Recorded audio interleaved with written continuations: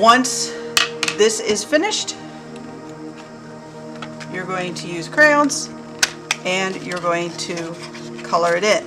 Be sure you color in neatly and completely. Alright, I'm going to start coloring this in and I'll show you when I'm done.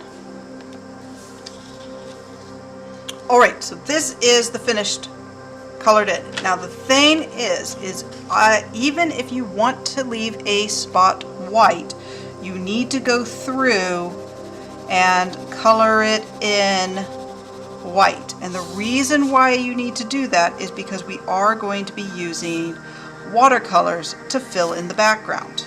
Okay, so we're going to give it a real Marc Chagall, abstract, dreamy, surrealist, visual journaling-ish background. Okay, so now that this is all colored in, it looks neat and complete, we're going to use our watercolors. Now, the way that I use watercolors is I do take it out of the tray. If you want the tray for mixing, you can have it back, but I leave it out because it makes it nicer to dry. It's easier for it to dry. It doesn't get all mixed up when it does dry. When you use watercolors, you're going to first, if you don't already know this, some of you may already know this, some of you may not, but I'm going to tell you in case you don't or in case you forgot. You put a drop of water in each color before you even start. Okay? Then what we're going to do is we're going to do what's called a wet on wet technique. So you're going to paint just clean water onto your paper. Don't paint over your images except for like here where it's Sharpie and it's just Sharpie. Paint around your images. I know it's kind of hard to see, but like when you kind of angle it, you can kind of see where it's wet.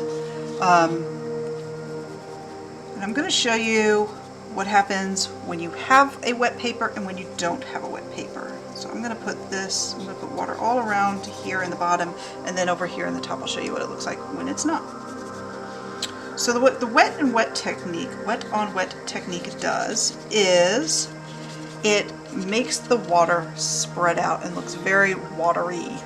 Okay, you want to make sure that you kind of stay with like colors. Don't go from orange to blue because it's just going to end up mixing to a brown. Okay, so you want to avoid opposite colors. So I'm going to start with blue. See how that just spreads out? Looks very cloudy. And then a purple. See how that spreads? And if you've got it really watery and it's really soaked into the paper, you can even tilt it and it will pretty much stay only where you put the water. Okay, so over here I did not put water down, so when I brush it on it stays as a line, it stays really dark, it doesn't spread out. And then when I add my blue next to it, again it will mix, but it's really more for coloring in, it's less for making a background.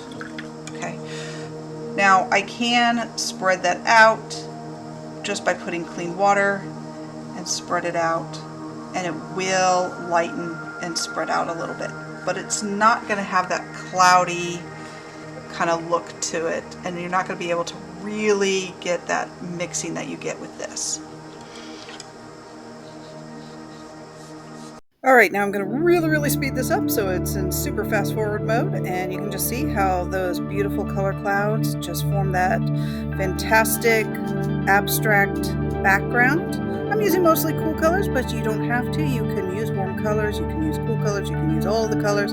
Just make sure that you are moving around the color wheel and not across the color wheel. So just using those neighbor colors on your palette. Alright, that is my narrative of a happy memory or an adventure memory. So it was quite an adventure to have a first day of middle school. It's a pretty happy memory. I look forward to seeing your happy memory and your floating objects in an abstract color field. It is going to look fantastic. You're going to have so much fun with this painting technique. Enjoy the process.